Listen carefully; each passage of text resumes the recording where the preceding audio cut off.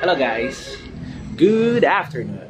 Today is 11:48 in the morning of February, kung doon nagkakamali, February 15. Yan, nasa 15 po tayo. So February 15 as being jobless. So wala tayong trabaho ngayon. So magtatatlong buwan na. Malapit na magtatlong buwan. So kung akong tatanungin, bakit ako jobless? Okay, kasi gusto ko lang ipahinga sarili ko. I've been in the working industry for almost 10 years or 11 years. So gusto ko lang mag-unwind, mag-travel, okay, rest sarili ko at mag-focus muna sa ibang mga interest na bagay na gusto kong gawin. So ngayon, so far, nag-enjoy ako. At sana nga mas tumagal pa. At ito, one thing, kapag jobless ka, napakagastos, sobrang gastos. Na ang accumulated spending ko is roughly around 50,000 na. 3 months pa lang yun. 3 months pa lang yun. So, kasi hindi dahil marami akong mga bagay na binibili, like bili dito, bili doon. It's just necessities eh.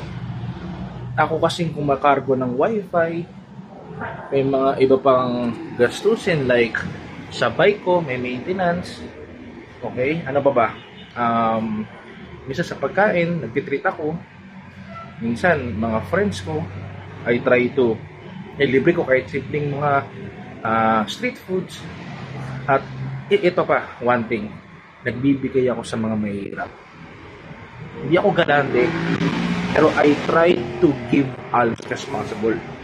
At yung mga dinibigyan ko ay yung mga karapat-dapat. Hindi man lahat kasi you need to be wise as well in these days, right?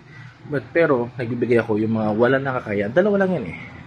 Nagbibigay ako sa mga walang kakayahan. Sino ba yung mga walang kakayahan? Mga mahirap na yan.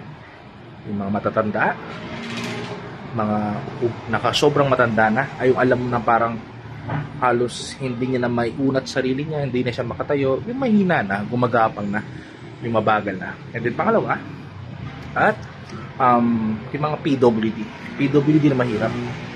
Okay? At yung mga baliw na rin, isama natin mga baliw. Nagbibigay ako ng mga 20 pesos, 15 pesos, 25, 30. Okay? So, di mo ako nagbibigay ng 10. Alis ko talagang yun na lang naman sa bulsa ko. Bakit? Kasi anong bibili sa 10? Diba? Wala na. So, kung gusto mo tumulong, idagdagan mo naman. Yung makatao naman.